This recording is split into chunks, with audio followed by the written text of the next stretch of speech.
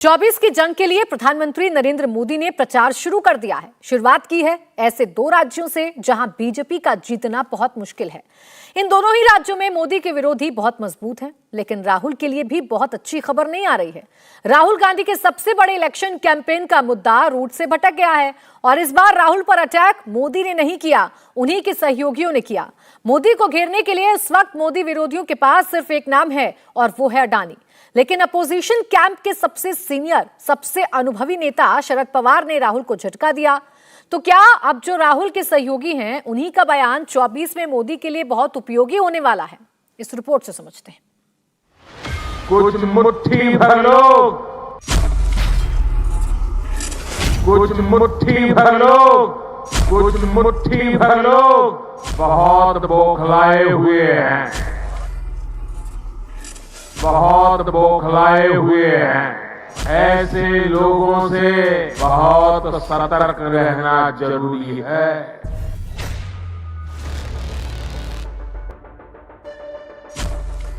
मोदी के खिलाफ कुछ मुट्ठी भर लोग हैं, पूरा मुल्क नहीं।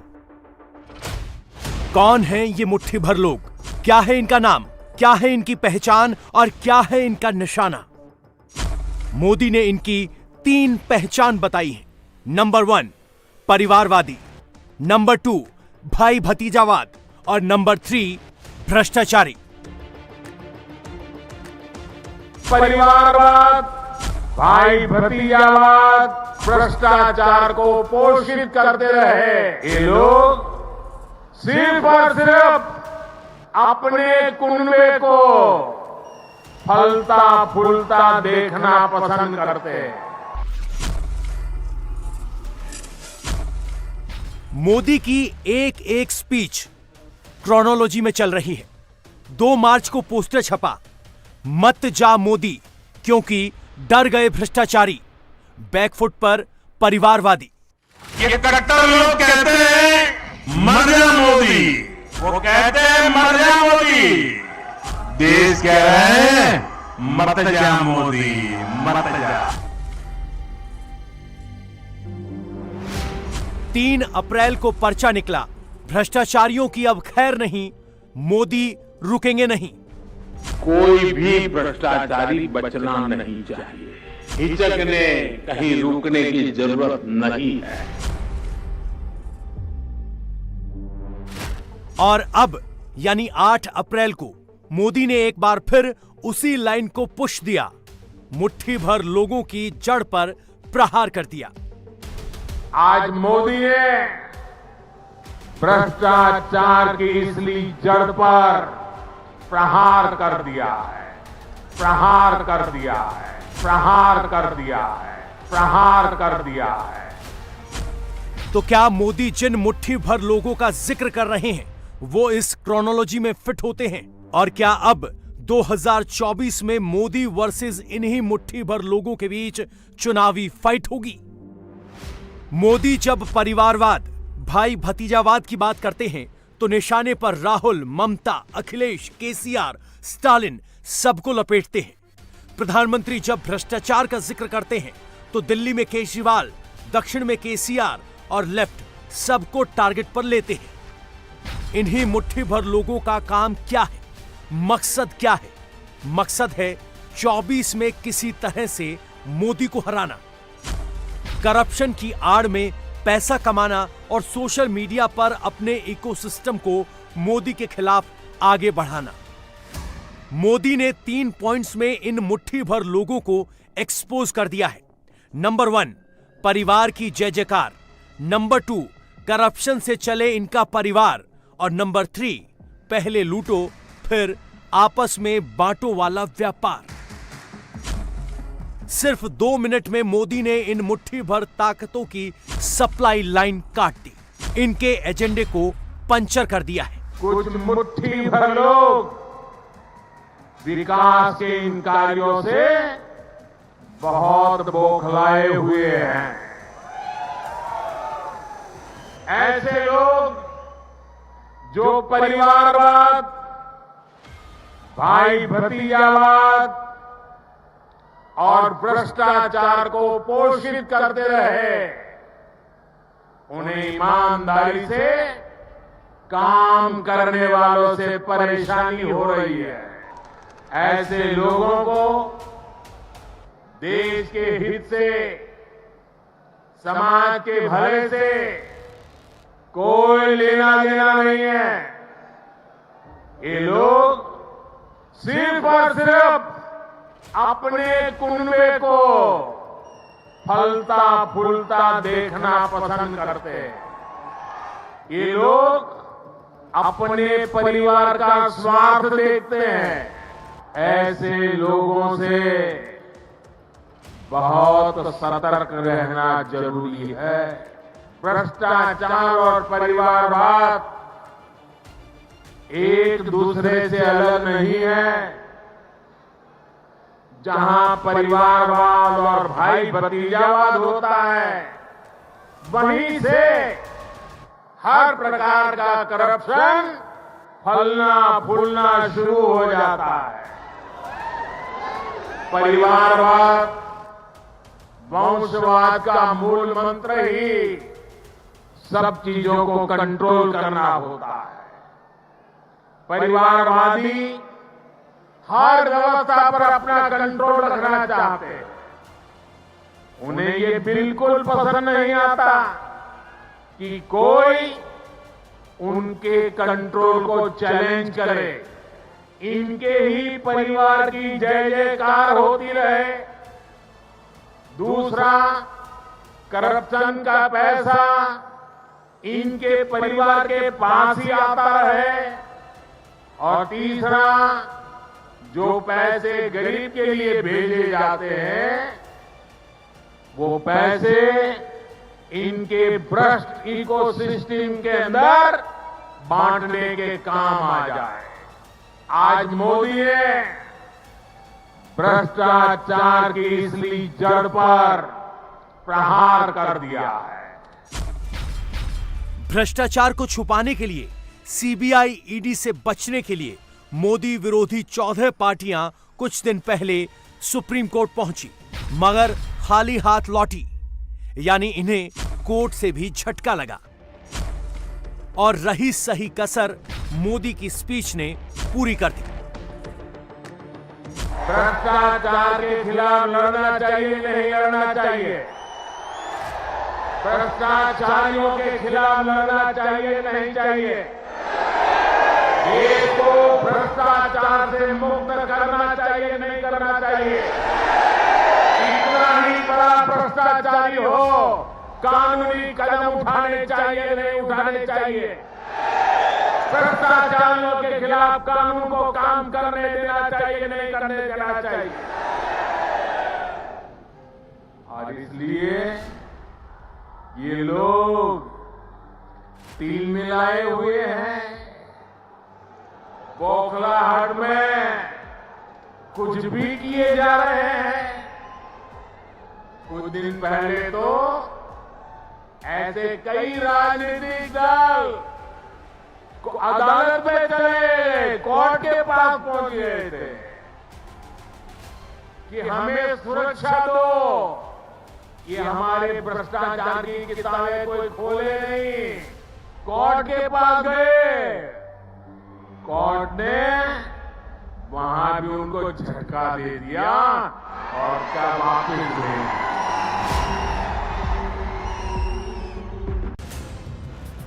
मोदी की 3 मिनट की स्पीच ने विपक्ष को दोराहे पर खड़ा कर दिया है और विपक्षी एकता को चौराहे पर भेज दिया है। और इन सब के बीच केंद्र में कांग्रेस ने राहुल को खड़ा किया है। 24 में मोदी विरोधी फ्रंट खड़ा करने के लिए विपक्ष के हर नेता ने खूब हाथ पैर मारे। खड़गे ने खुद लीड किया है। नीतीश केसीआर से मिले, केसीआर अखिलेश से मिले, ममता अखिलेश से मिली, खड़गे स्टालिन से मिले, स्टालिन केजरीवाल से मिले। तेजस्वी अखिलेश समेत कई बड़े नेताओं ने एक फ्रेम वाली फोटो भी खिंचवाई। 24 के लिए विपक्षी एकता भी दिखाई। मेल मिलाप वाला ये सारा खेल कभी प्लस राहुल हुआ तो कभी माइनस राहुल हुआ। सब मोदी को हराने के लिए इकट्ठा हुए, लेकिन हारकर ही घर लौटे। 14 में भी लौटे, और 19 में भी लौटे। 14 में कांग्रेस के साथ 6 पार्टियां आई। राहुल 44 से आगे नहीं बढ़ पाए। देश से कांग्रेस का और राज्यों से क्षेत्रीय दलों का सफाया हो गया। 19 में कांग्रेस के साथ 8 पार्टियां आई। राहुल अपनी पार्टी की टैली को 52 से आगे नहीं बढ़ा पाए। यानी राहुल का लाइमलाइट में रहना और 24 के लिए विपक्ष का फ्रंटमैन रहना मोदी के लिए फायदेमंद है। इस वक्त तो मोदी विरोधी मुट्ठी भर लोग सिर्फ एक साथ आने की सोच रहे हैं, मगर सबके डायरेक्शन ही अलग अलग हैं। बंगाल में उपचुनाव होता है तो कांग्रेस और लेफ्ट मिलकर तृणमूल कांग्रेस को हरा देते हैं। दिल्ली में जब कांग्रेस सभी पार्टियों को बुलाती है तो टीएमसी नहीं आती। सिसोदिया को जेल हो जाती है तो खुद भी एजेंसियों की गर्मी झेल रही कांग्रेस इसका विरोध नहीं करती। ममता बनर्जी हों या नीतीश कुमार, अरविंद केजरीवाल हों या चंद्रशेखर राव, विपक्ष के कई नेता हैं जो बीच बीच में विपक्ष का चेहरा बनने की दावेदारी सामने रखते हैं, लेकिन आपस में ही लड़ते रहते हैं। विपक्ष की इस उठापटक के बीच मोदी की स्ट्रेटजी क्लियर है, राहुल पर अटैकिंग रहो। कैमरे पर, सोशल मीडिया पर राहुल का ही जिक्र करो। 24 के लिए बीजेपी की पिच यही है, फाइट मोदी वर्सेस राहुल ही रहे। 24 के लिए पीएम की फर्स्ट चॉइस के लिहाज से मोदी ने राहुल पर 39% की बढ़त ले रखी है। जनवरी 2023 के एक सर्वे के मुताबिक 53% लोग मोदी और सिर्फ 14% लोग राहुल के फेवर में हैं। 37% लोगों को लगता है कि पीएम का चेहरा 24 में डिसाइडिंग फैक्टर होगा और यहां यकीनन बीजेपी को फायदा मिलेगा। बीजेपी का गेम प्लान यही है कि वो 24 की लड़ाई अपने कॉम्पिटिटर को ध्यान में रखकर ही लड़े, यानी राहुल गांधी, जिसकी कमियां मोदी अच्छी तरह से जानते हैं, समझते हैं। 19 का ही एग्जाम्पल ले लीजिए। बीजेपी और कांग्रेस के बीच 186 सीटों पर 1-to-1 कॉन्टेस्ट हुआ था और 92% की स्ट्राइक रेट के साथ बीजेपी 171 सीटें जीती थी। बात सिंपल है, 24 में मोदी का मुकाबला राहुल से हो गया तो बीजेपी की हैट्रिक हो सकती है। बीजेपी इसी स्ट्रैटेजी के साथ आगे बढ़ रही है। विपक्षी नेता एकता में अनेकता कैमरे पर तो दिखा रहे हैं, लेकिन पर्दे के पीछे का सच छिपा रहे हैं। मसलन कुछ दिनों पहले ही स्टालिन ने 19 मोदी विरोधी पार्टियों को जूम कॉल पर इनवाइट किया और शनिवार को चेन्नई एयरपोर्ट पर स्टालिन ने मोदी के साथ नए टर्मिनल बिल्डिंग का रिबन काटा। यानी साउथ की 2 तस्वीरें भी एक ही हिंट दे रही हैं। मोदी तेलंगाना पहुंचते हैं तो केसीआर उनसे दूरी बना लेते हैं, जबकि तमिलनाडु में स्टालिन मोदी के साथ दिखते हैं। यानी इस वक्त भी साउथ में कुछ ऐसा हो सकता है या हो रहा है जिसकी भनक मोदी विरोधी खेमे के बाकी नेताओं को नहीं है। इनका हिंदुस्तान के प्रधानमंत्री के साथ क्या रिश्ता है, ये देखिए। दूसरी तरफ राहुल हैं जो रोज अडानी वाला टेप ही सुनाए जा रहे हैं, नए नए वीडियो ही ट्विटर पर रिलीज कर रहे हैं। म्यूट और संसद से दूरी वाली स्क्रिप्ट ही कांग्रेस की टाइमलाइन पर फिट हो रही है। राहुल अटकाने भटकाने वाली पटकथा पर ही अटके हैं। अडानी को लेकर हर 1 घंटे में नए नए पोस्ट छाप रहे हैं। जयराम रमेश 4D का मतलब समझाने में व्यस्त हैं। और इन सब के बीच शरद पवार ने राहुल की, कांग्रेस की, अडानी के मसले पर जेपीसी वाली डिमांड की ही हवा निकाल दी। पूरा खेल ही बदल दिया। कोई अलग कोई खास बात की ऐसी नहीं है। मेरा इतना ही कहना है कि जेपीसी की दीवार हमारे सब अपोजिशन के साथियों ने की, ये बात सच है। हमारे पार्टी के भी प्रतिनिधि उस मीटिंग के थे, ये भी बात सच है। मगर हमें ऐसे लगता है कि जेपीसी का जो कंपोजिशन होगा, ये कंपोजिशन में समझो 21 सदस्य की जेपीसी हो तो इसमें 15 लोग रूलिंग पार्टी के रहेंगे और 5 या 6 लोग अपोजिशन के रहेंगे। तो जहाँ ओवरवेलमिंग मेजॉरिटी रूलिंग पार्टी की है, वहाँ देश के सामने सच्चाई क्या है, वो कहाँ तक आएगी, इस बारे में कोई भी आशंका पैदा कर सकता है। और इसलिए हमारा कहना ये है कि इससे दूसरा एक अल्टरनेटिव सुप्रीम कोर्ट ने दिया है, वो खुद कमिटी अपॉइंट करना चाहते हैं कि उन्होंने, तो शायद इसकी क्रेडिबिलिटी वो ज़्यादा रहेगी। शरद पवार ने जैसे ही कांग्रेस की अडानी वाली स्क्रिप्ट की हवा निकाली, राहुल के करीबी बुरा मान गए। जयराम रमेश ने अंग्रेजी में जेपीसी की नई व्याख्या करनी शुरू कर दी, वही शोर मचाना शुरू कर दिया। और कांग्रेस को इसमें सपोर्ट ठाकरे खेमे का मिला। बात आपने जो कही है ये ठीक है, लेकिन ये जो मुद्दा इस बार संसद में गूंज उठा है जेपीसी का, गौतम अडानी और उनके कंपनीज के व्यवहार के बारे में, उसमें पूरा विपक्ष एक साथ रहा और उस एकता में एनसीपी भी थी। जब जब कोई निर्णय हुआ है संसद में, चाहे बॉयकॉट करे, चाहे सदन बंद हो, तो उसमें एनसीपी के सदस्य शामिल थे। तो ऐसा नहीं है कि माननीय पवार साहब के कुछ कहने से एकता में कुछ दरार हो गई, ऐसा नहीं है। उनकी ये राय पहले से रही है कि जेपीसी का कोई मतलब नहीं है। 18-19 विपक्ष दल एक साथ है, सभी ने जेपीसी की मांग की है, जिसमें शिवसेना भी है और आगे भी रहेगी। हम आगे भी रहेंगे, जो मांग हम एक होकर करने वाले हैं उसमें शिवसेना की भी अपनी भूमिका है, हमने भी उसमें साथ दिया है। लेकिन कुछ पार्टी की अलग राय हो सकती है कुछ मुद्दे पर, उनका भी रिस्पेक्ट होना चाहिए। और महाराष्ट्र में और दिल्ली में राष्ट्रीय स्तर पर उसका मतलब ये नहीं कि हमारे एकता में कोई बिखराव आया, कोई टूट फूट हो गया, ऐसा नहीं है। अब किसी के भी दिमाग में सवाल आएगा कि कांग्रेस अडानी के मामले पर जेपीसी की मांग पर अड़ी क्यों है। इसका जवाब यह है कि जिस दिन जेपीसी बैठेगी, बैठक के बाद ही हर दिन नेता बाहर आएंगे, बाहर निकलकर कैमरे पर बयान देंगे। यह सिलसिला 2 से 4 महीने तक चलेगा। यानी कांग्रेस का इरादा ही जेपीसी के बहाने माहौल खड़ा करने का है, जो सितंबर तक इस मामले को खींचना चाहती है, क्योंकि साल के अंत में कई राज्यों में विधानसभा चुनाव हैं और अगले साल लोकसभा चुनाव। कांग्रेस के जेपीसी वाले गेम को समझ रहे हैं आप? अपने स्टेटमेंट में ये बोला, जो आप मुझसे पूछ नहीं रहे हैं और बोल नहीं रहे हैं, कि उनकी पार्टी जेपीसी का सपोर्ट करती है। ये पूछिए सवाल मुझसे, इसका मैं जवाब दूंगी आपको। उन्होंने ये बोला कि मेरी पार्टी जेपीसी का सपोर्ट करती है। मुझे लगता है जेपीसी में ज्यादातर सत्ता पक्ष के लोग रहते हैं। कोई बात नहीं, जेपीसी में विपक्ष के भी लोग रहते हैं, सच आने दीजिए। सदन से बड़ी जो न्याय है वो कौन करेगा? ये चुने हुए लोग हैं, ये देश को रिप्रेजेंट करते हैं लोग, ये न्याय करेंगे ना। असलियत ये है कि आज अडानी के मसले पर राष्ट्रीय सुरक्षा का मामला उठ चुका है। जिस स्केल का ये अडानी वाला पूरा मामला है, अगर स्केल को देखें तो ये चिंता की लहर देती है, क्योंकि इसमें हमारा पब्लिक सेक्टर इन्वॉल्व है, हमारे देश का पैसा है साहब। ये मोदी जी और अमित शाह जी और भाजपा का पैसा नहीं है। शरद पवार ने बोला जेपीसी की जरूरत नहीं है अडानी इशू में, अडानी मामले पे।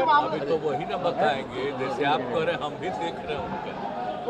वो बोल रहे हैं कि अंबानी अडानी का अर्थव्यवस्था में बहुत सारे लोग कह रहे हैं लोगों की राय अपनी अपनी होती है।